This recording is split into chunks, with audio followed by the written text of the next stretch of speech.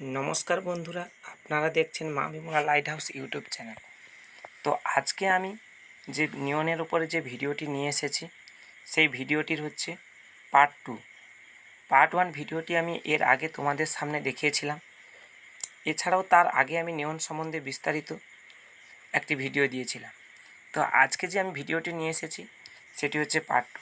এই পার্ট টুতে তোমরা সমস্ত কিছু দেখতে পাবে যে নিয়নগুলোকে আমি কিভাবে লাগাচ্ছি, কিভাবে কানেকশান করব, কিংবা কত অ্যাম্পিয়ার অ্যাডাপ্টার কিংবা এসএমপিএস ব্যবহার করব।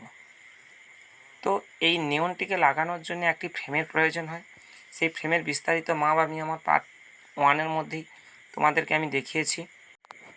এই যে ফ্রেমটি আমি ব্যবহার করেছি, এই ফ্রেমের ভিতর পোর্শনে যে ডিজাইনটি রেখেছি সেই ডিজাইনের মধ্যে একটি আলাদা কালার দিয়েছি এবং বাইরের যে রাউন্ডটি আছে সেই রাউন্ডটিতে আমি আর একটি কালার দেব।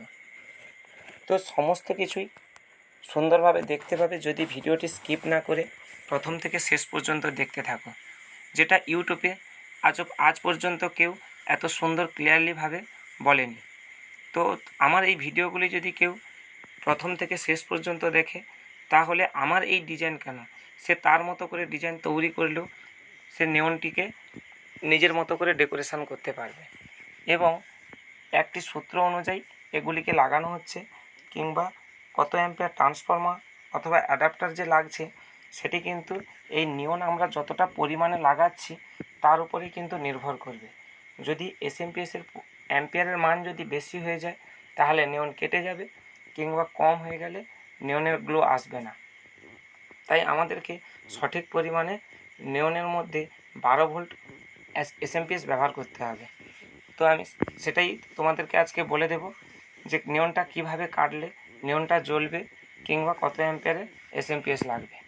তো প্রতি 5 মিটারের মধ্যে আমরা কিন্তু একটি করে 12 ভোল্ট 1 অ্যাম্পিয়ার এসএমপিএস ব্যবহার করব। সেই হিসাবে তোমরা যে যার যেমন ডিজাইন করবে তার মতো করেই তোমরা এসএমপিএস লাগাবে। এবং এই নিয়নটিকে যখন আমরা কাটিং করব, কাটিং করার পরে যে কানেকশানটা হবে সেই কানেকশানে প্রতি নিয়নের 3টি বাল্ব ছাড়া একটি করে কানেকশান নেওয়া যাবে।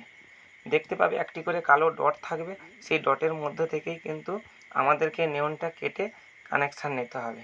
যদি কোনো কারণে একটা আধটা বেশিও কাটা হয়ে যায় তাতেও কোনো অসুবিধা নেই, নিয়নটাকে হালকা করে কেটে ওর ভিতর থেকে আমাদেরকে কানেকশানটা নিয়ে নিতে হবে। নিয়ে পারস্পরিক যতগুলি নিয়ন কাটা থাকবে সবগুলোকে একই প্যারালাল কানেকশান করে আমরা যখন 12 ভোল্ট সাপ্লাই দেব তখন ওটি জ্বলতে থাকবে। তো বিশেষ করে মনে রাখতে হবে প্রতি 5 মিটারে 1 অ্যাম্পিয়ার হিসাবে আমাদের এসএমপিএস লাগাতে হবে। যদি আমরা এর থেকে বেশি লাগাই কিংবা কম লাগাই তাহলে নিয়নের ক্ষেত্রে অসুবিধা হবে। সেই হিসাবে আমরা কানেকশান করে নিয়েছি এবং কানেকশান করে এটিকে আমরা 12 ভোল্ট সাপ্লাই দেব। এবং এই যে নিয়নটিকে কানেকশান করা হয়েছে একসঙ্গে তারের গোছা প্লাস নিয়ন নিয়ে আমরা টাইগার খেঁচে নিচ্ছি যাতে তারটি কোনো প্রকার নষ্ট না হয়ে যায়। দেখুন, দেখলে বুঝতে পারবে যে আমি কানেকশানটা কিভাবে করছি। এবারে বাইরের যে রাউন্ড বেসটি আছে এবং ভিতরের যে ফুলটি আছে টোটালটিকে আমি একটি 12 ভোল্ট নিয়ে সাপ্লাই দিয়েছি। দেখুন জ্বলছে কীরকম। বাইরে রেখেছি ইয়েলো কালার, ভিতরে রেখেছি পিঙ্ক কালার, এবং 4টি যে ডিজাইন দেখতে পাচ্ছেন এই 4টিতে 4 রকম কালার কম্বিনেশান করেছি। চাইলে তোমরা তোমাদের মতো করেই করতে পারবে। তো এইভাবেই এই ডিজাইন কেন, যে কোনো ডিজাইনই করতে পারবে। যেভাবে বললাম ওইভাবে যদি তোমরা কানেকশানের সিস্টেম বা ফর্মুলাটা মনে রাখতে পারো বা করো তাহলে কোনো সমস্যা হবে না।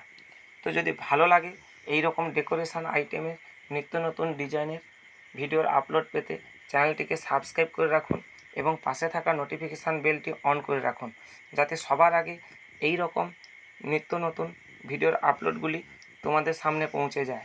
তাছাড়া আমার এই চ্যানেলের মধ্যে তোমরা দেখতে পাবে ঝাড়বাতি তৈরি কিংবা মেকানিক্যাল সমস্ত প্রকার ভিডিওর আপলোড। এছাড়াও যাবতীয় প্যান্ডেল ডেকোরেশন সামগ্রী, লাইটের তৈরির পদ্ধতি